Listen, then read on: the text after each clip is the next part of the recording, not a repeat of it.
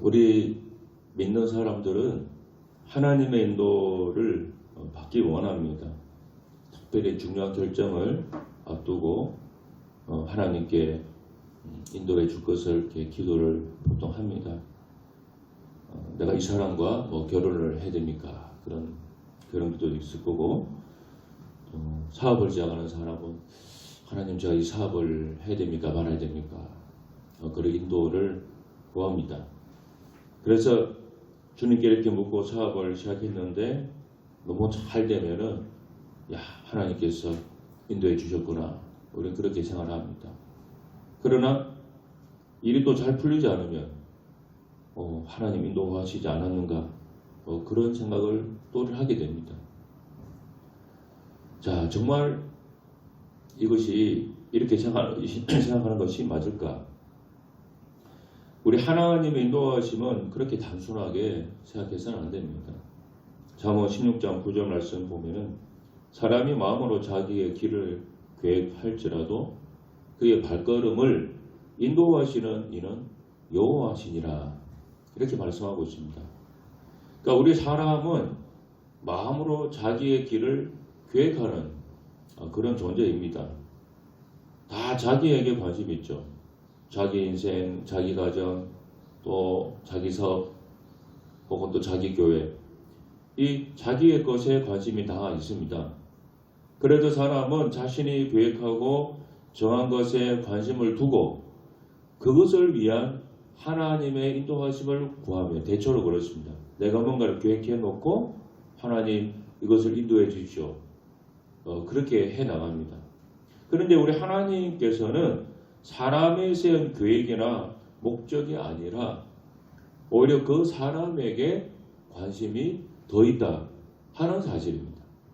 우리는 내 계획에 관심이 있는데 하나님은 우리의 계획보다 나라고 하는 존재에 더 관심이 있다고 하는 사실입니다.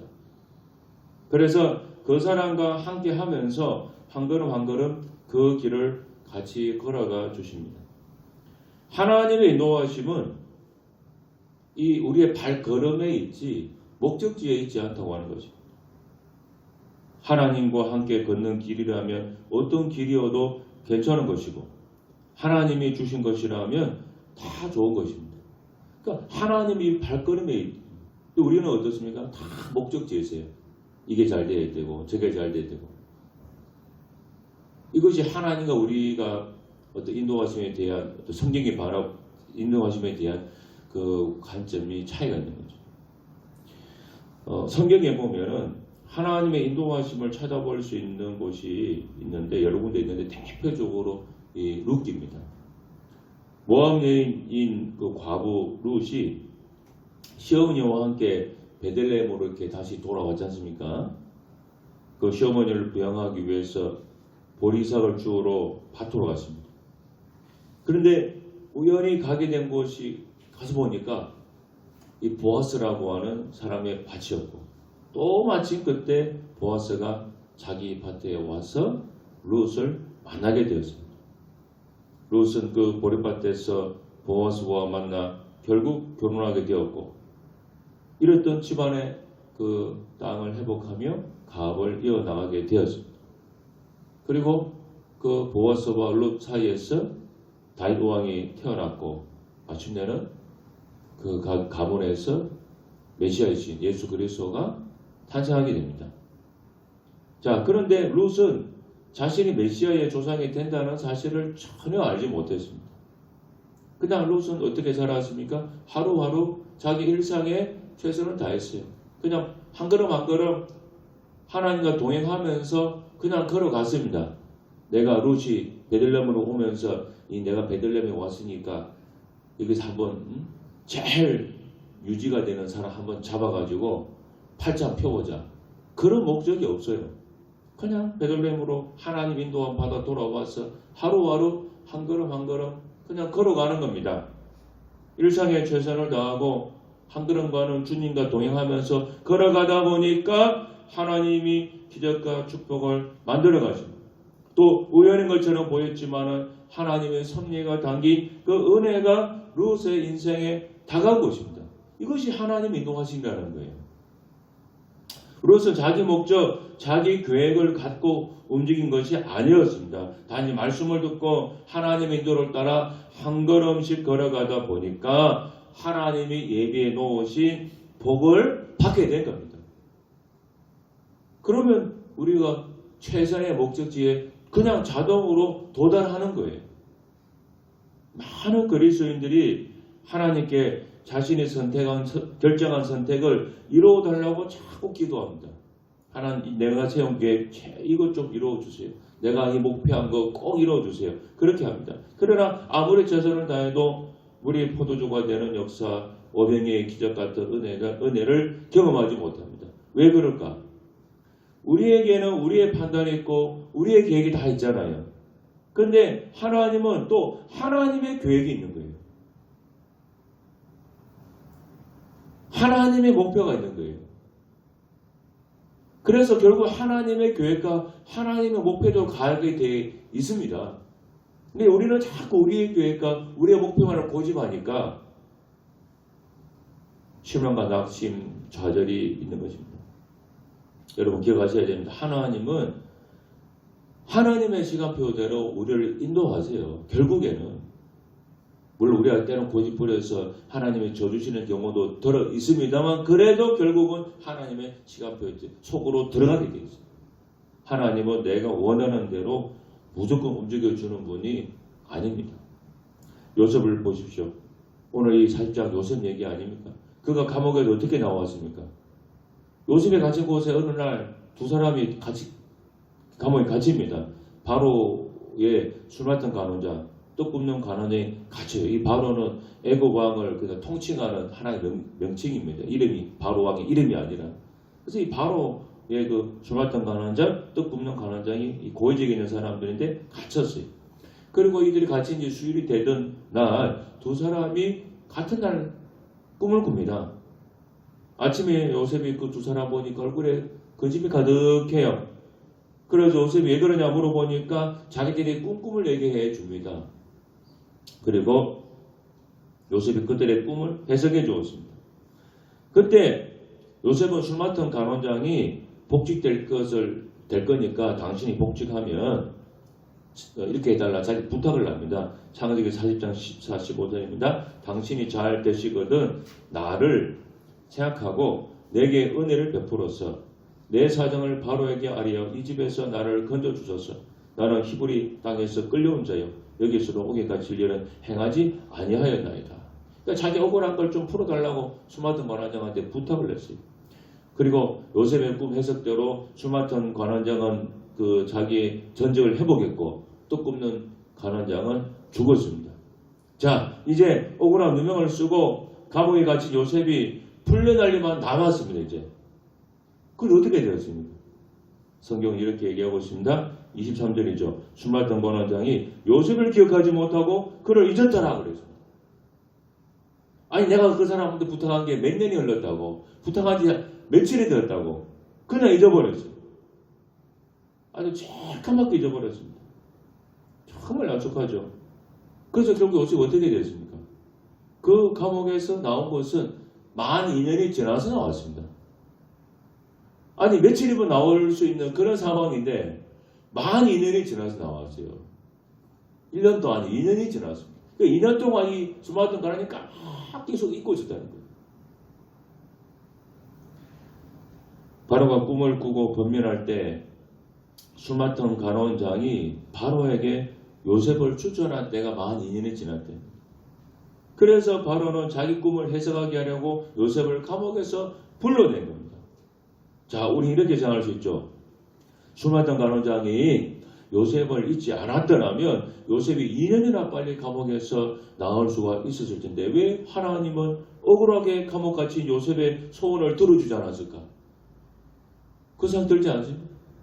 요셉이 노예로 팔려간 것도 억울한데 그 감옥에 누명을 쓰고 갇혀서 있는데 여러분 생각해 보세요. 요셉이 그 감옥에서 매일 일본어로 하는 기도 제목 뭐겠습니까? 하나님 제 누명을 좀 풀어주세요.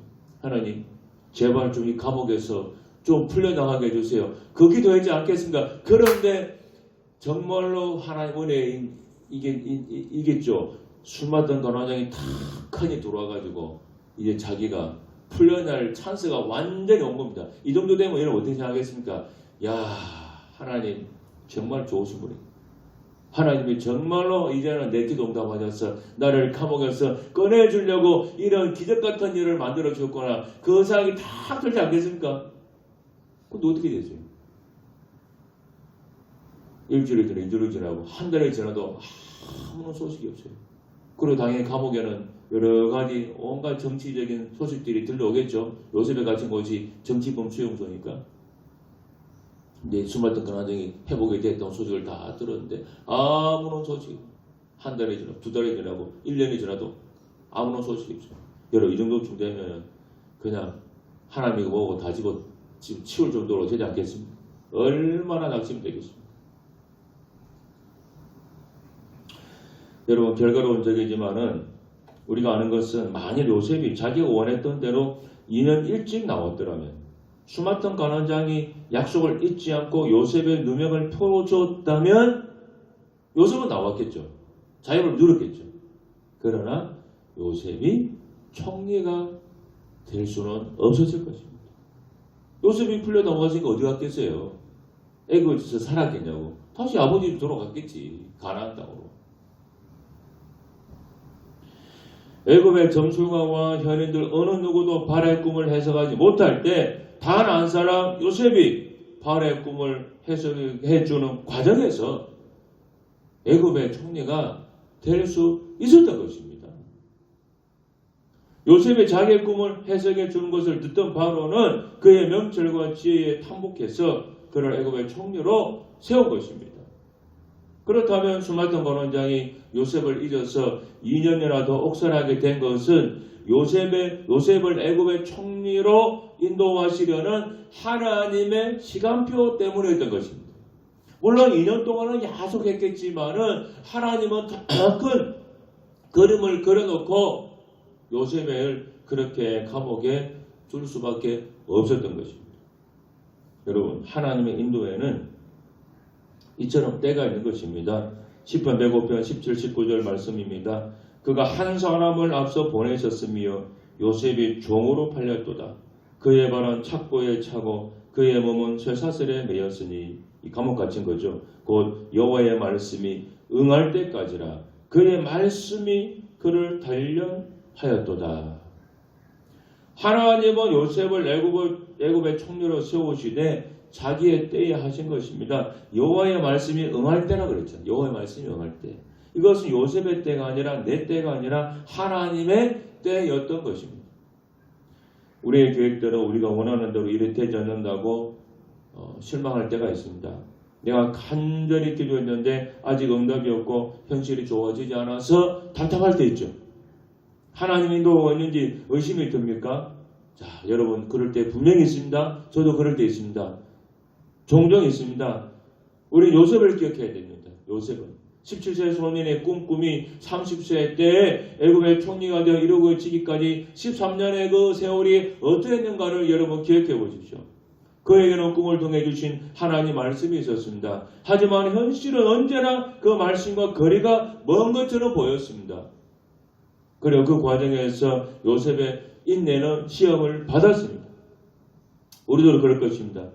그러므로 때와 방법은 하나님께 맡기고 하나님 말씀을 붙들어야 됩니다. 하나님은 자기의 때에 말씀대로 반드시 이룰 것입니다. 하나님은 우리를 인도하실 때 하나님의 때에 인도하십니다. 그러므로 우리는 하나님의 때를 기다릴 줄 알아야 됩니다. 사람들은 자기 소원대로 이루어지지 않을 때 하나님을 불평하기 시작합니다. 여러분 불평하면 안 됩니다. 하나님의 때를 기다려야 됩니다. 그리고 그 때가 되면은 하나님께서 꼭 이루어 주십니다. 시편 37편 7절 말씀입니다. 여호와 앞에 잠잠하고 참고 기다리라. 자기 길이 형통하며 악한 꾀를 이루는 자 때문에 불평하지 말지어다. 저 사람은 저렇게 잘 되는데 왜 하나님은 나는 이렇게 축복하지 않느냐? 불평하지 말라고 하는 말씀입니다. 하나님 믿고 여러분 기다려 보십시오. 때가 되면은 하나님의 때에 하나님 약속을 이루실 것입니다. 우리는 기도해놓고 왜 빨리 하나님께서 응답해 주지 않느냐? 그렇게 의심할 수 있습니다. 때를 기다려야 됩니다. 하나님은 응답하십니다. 그러나 중요한 것은 하나님의 때, 하나님의 시간표 안에서 하나님 방법으로 응답이 온다고 하는 것이죠. 사람들은 일이 빨리 되지 않으면 자꾸 조급해집니다. 그래서 종종 우리는 하나님의 때가 너무 더디다고 생각해서 기다리지 못하고 그만 우리 방식대로 처리하려고 시도하게 됩니다. 여러분, 근데 그러다 보면은 오히려 문제만 더 커지는 경우가 있다는 것을 꼭 기억하셔야 돼요. 아더 핑크가 이런 말을 했습니다. 우리가 하나님을 믿고 참고 기다리면 잃는 것이 없지만 서둘러서 우리 손으로 일을 처리하게 되면 항상 고통을 당하게 된다. 경험적으로 배우는 진리입니다. 여러분, 하나님의 때는 결코 늦는 법이 없습니다. 하나님께서 응답하시는 것을 보면은 그때 우리는 고백하게 됩니다. 하나님이 참 빠르시고 더 빠르시구나. 하나님은 결코 늦지 않으셨구나. 내가 생각했던 것보다 하나님은 더 빨리 더 좋은 방법으로 인도하셨구나. 나중에 그 고백하게 됩니다. 다 이루 응답받고 나면. 그래서 성경 우리에게 말씀하죠. 하나님의 인도에는 때가 있다는 것을 명심하고 살아가라고 하는 것이죠. 여러분, 참고 인내하십시오. 너무 내 생각대로 내 고집대로 일하려고 하지 말고 하나님의 인도를 구하세요. 하나님께서 때가 되면은 우리에게 이루어줍니다. 영국이 나온 세계적인 그 신앙가인 존 버년이라고 하는 목사님 계시죠. 철학적을 지은 분. 이 존 버년이 국왕의 명을 어겼다는 그 때문에 모함을 받아 감옥에 갇혔습니다. 근데 어느 날 이 존 버년을 존경하는 간수장이 버년에게 집에 가서 가족들도 잠깐 만나고 좀 쉬었다 오라고 옥문을 열어줍니다. 간수장의 뜻밖의 호의로 버년은 크게 기뻐하면서 옥문을 나섰습니다.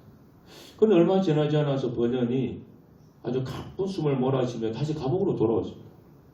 집에 가지 말고 왜 이렇게 빨리 돌아왔습니까? 간수장이 물었습니다.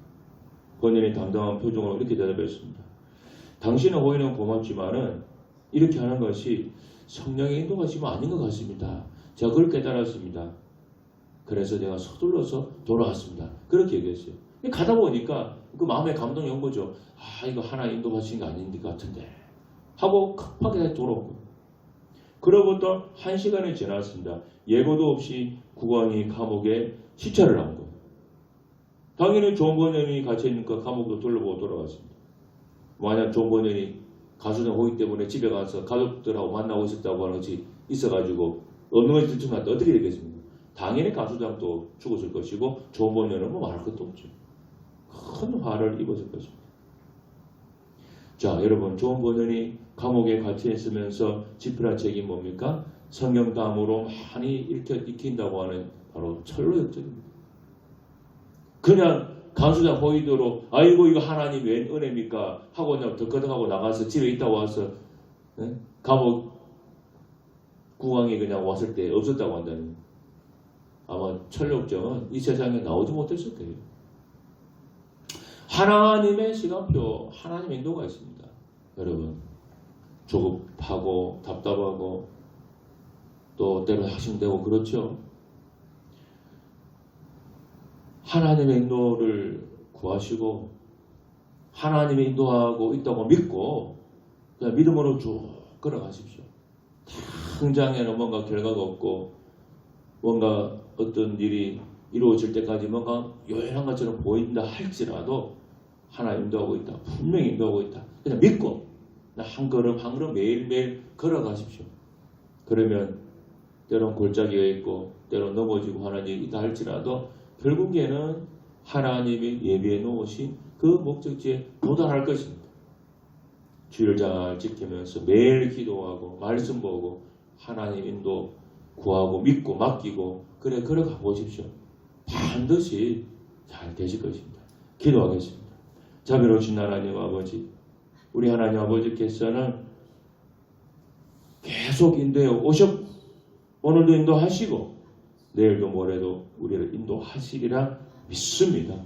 한 걸음 한 걸음 뚜벅뚜벅 믿음으로 걸어가는 저희 예배님께 교인들 되게 하여 주시옵소서. 예수님 이름으로 간절히 기도하옵나이다. 아멘.